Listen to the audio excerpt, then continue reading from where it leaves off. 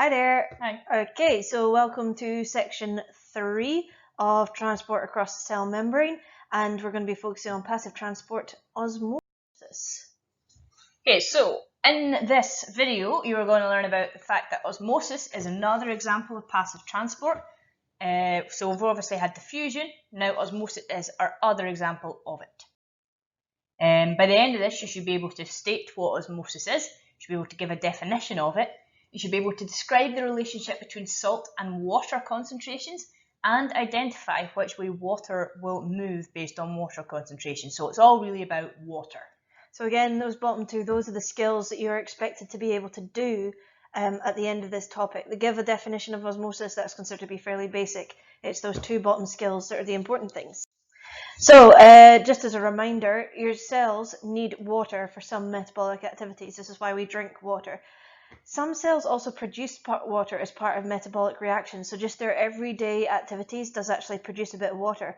And what that means is the cell needs to be able to gain water for the things it needs, but if it makes a lot of water, it might also need to get rid of it, and so that means water has to be able to cross the membrane to make sure that each cell has exactly the right amount of water inside of it. Okay, if it was just a matter of water being near, then all of our stomach cells, as soon as we drank a pint of water, would, pretty much just explode and all the water would stay there. So the idea is we need water to be transported throughout the body. We need it for certain things, but we also need to get rid of it and pee it out. So osmosis is that movement of water. So osmosis, and again, this is a really important definition, which you're going to learn letter for letter. Osmosis is the movement of water molecules from a region of higher water concentration to a region of lower water concentration through a selectively permeable membrane. So pretty similar to your diffusion definition. Big difference, it's got the word water in there, and it's got the word water in there 3 times. So if you are writing it, you are writing the word water 3 times. That is really important. This is our other type of passive transport, so it is very similar, but that big crucial difference is it is specific to water. Now, it seems really pedantic. Why would you put the water in there so many times? Just do it, because I know it seems really unnatural way of speaking, but the SQA won't accept it. If you just say water moves from the higher concentration to lower concentration, the SQA will go, oh, the higher concentration of what? The lower concentration of what? Maybe you mean sugar, maybe you mean amino acids, maybe you mean urea. So make sure that you're clear with this, okay? So again, you've got to have that selectively permeable membrane. You've got to have the words water in there 1,000 times. But remembering this is a passive process, so no energy, and we're going higher to lower concentration down the concentration gradient. Now, what that means is osmosis is different from evaporation. So water can do diffusion. If I spilled a bottle of water on a table and it evaporated off the table and throughout the air, that is just diffusion using water. Osmosis, the key bit is, it's across the membrane, okay? So it's got to be through that selectively permeable membrane. There you have osmosis occurring, okay? So you can get diffusion of water, but that is different. This is osmosis, and it's about the. Okay, so in reality, what it looks like is we've got our water molecules in red and white around the outside of the cell. We've got a couple inside the cell, and the idea is water here would move from the higher concentration outside the cell to the lower concentration inside the cell, allowing that cell to gain more water for whatever processes it needs. Equally, water can move out of the cell. So we've got, in this case, a higher water concentration inside the cell, a lower water concentration outside the cell, so water is going to move out of the cell. Okay, so what is this useful for? So you probably already touched on this a bit in science so far, but maintaining a balance of water in your body is absolutely essential. Like, we need water to survive, and it needs to be at a very set level. Too much and too little is bad for our cells. So too much water inside our cells means that they will swell and maybe even potentially burst if they are in human or animal cells. Too little water means they will shrivel up and become much smaller because they've not got enough water in them. And this wee diagram shows what it means, or a bit what that would look like. Okay, now there was a learning or success criteria at the start of this saying we can talk about water concentration or salt or sugar. Now, salt or sugar can be used to change the water concentration. Okay, now this is where it gets a bit difficult.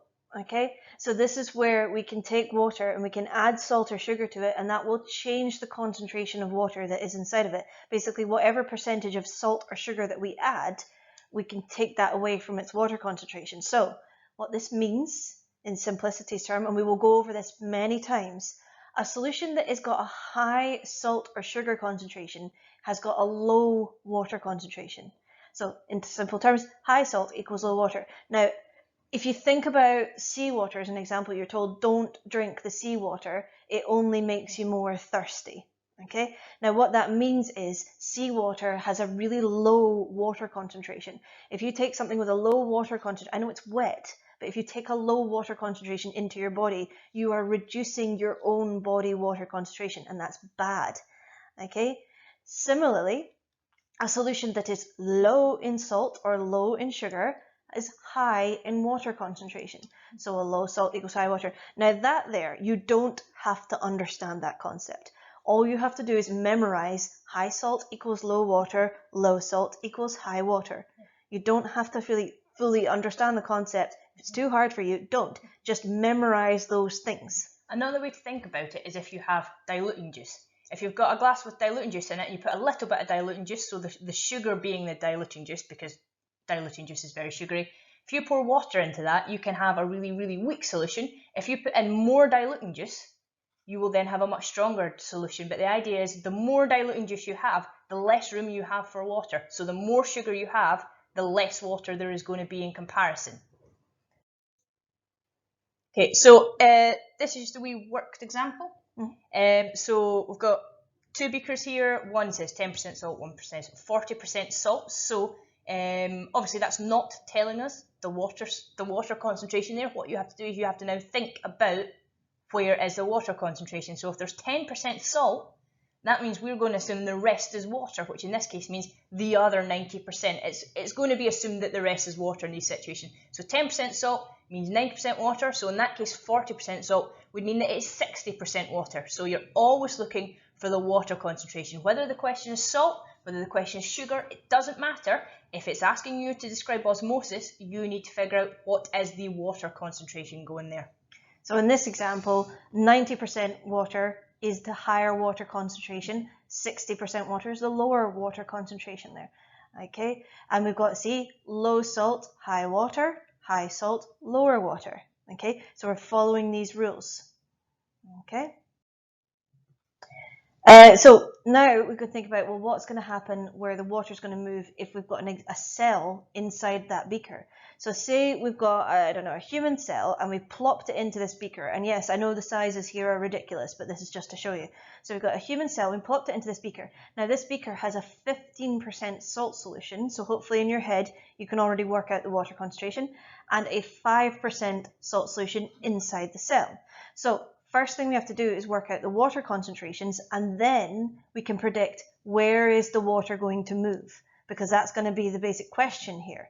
So if there's 5% salt inside the cell, that means the other 95% we can assume is water. 15% salt here, and we can assume the other 85% here is water. And it's always worth writing that on a diagram. Yes. Again, if you get that in an exam, write this is what the water concentration is. So this is the high water, this is the low water. Label where high and low water is. It will help you as you go on through the questions. Yep.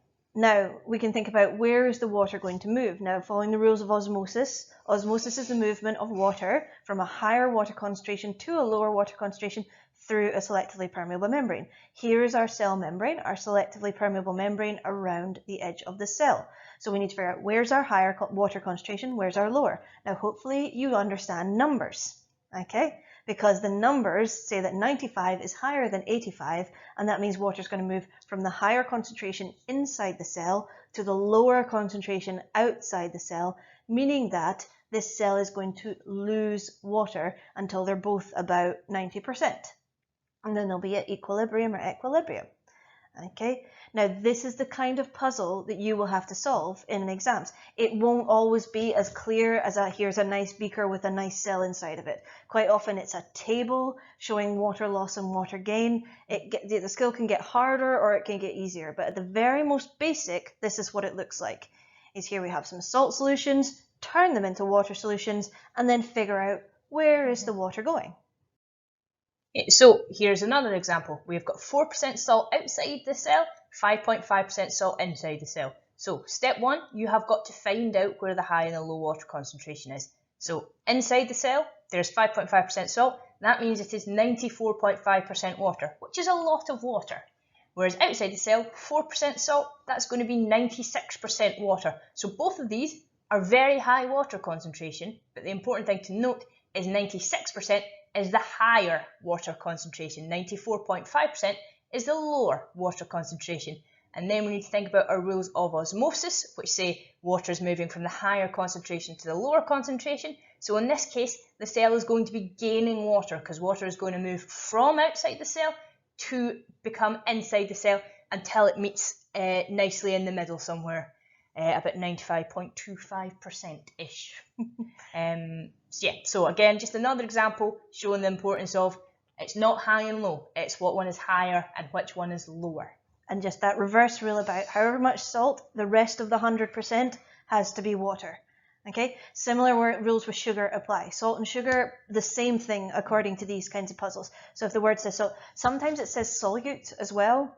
Solute is just the stuff that's not water. Okay, so anything that's not water, the rest of it is going to be water. It might also name a sugar, so it might say glucose or sucrose or fructose or maltose. Yeah. The clue is if it ends in OSE, it's probably a sugar. And if it's talking about osmosis and it's naming something that looks like a sugar, it probably is. And basically it's not water, so the rest of it has to be water. So pause this video just now and you can try and work out this one. So you've got to work out the movement of water for this diagram here.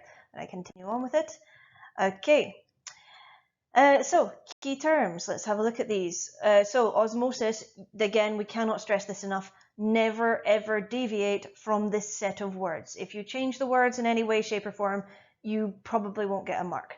Okay, so the movement of water molecules from a higher water concentration to a lower water concentration across a selectively permeable membrane. Water concentration, that is just simply the relationship between the water and the salt or sugar or whatever the solute that is in the solution, basically.